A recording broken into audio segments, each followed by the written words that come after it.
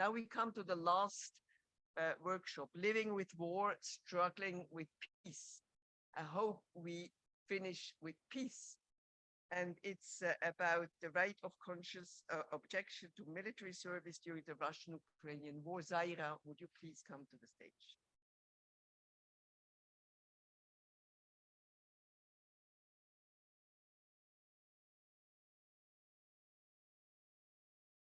Thank you, Anne-Marie.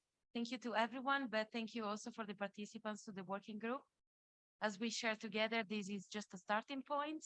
We were not able to cover everything. It's a really huge issue, but the main point that we made is that it's part of a culture of peace. We are talking about a culture of peace.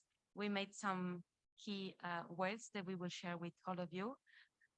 We would like also to thank Yuri, who was participating remotely from Ukraine, because there is a ban against all men from between 18 and 60 years old to leave the country. But he was able to participate with us together with Olga and with Maria. So we spent some time to listen to them and to learn more about what is going on in their country as to the right to conscious objection to military service, which is a human right formally recognized. There are international standards, and the problem is that some countries do not recognize it, do not fully implement the right, and especially in time of wars, they even suspend a human right, which should be universal and non-derogable. We also had the opportunity to learn about the annual report of the European Bureau for Conscientious Objection. We share about some other interesting materials. Also, we had a historical perspective.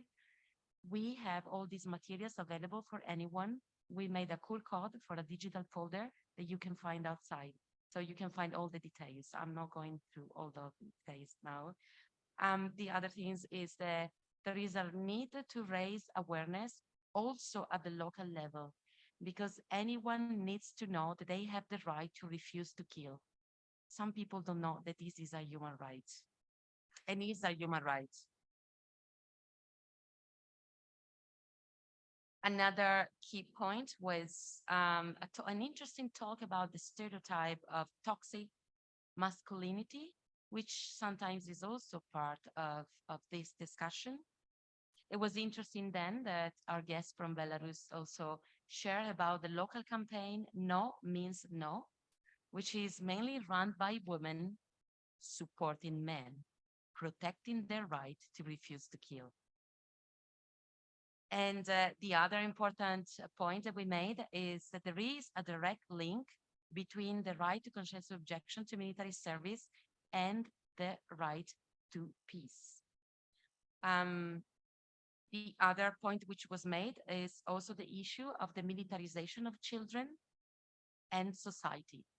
We learned that there are clubs for underage people to learn to use weapons, for instance, in Belarus, but this is unfortunately a trend everywhere now, and it's very important. And it's also about the right to refuse to kill.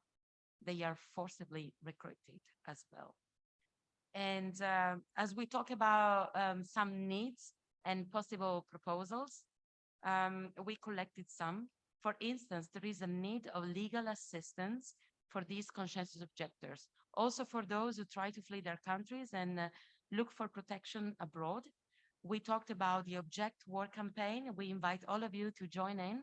IPB is also an international partner of this campaign, as IFOR and many other organizations also here in the room.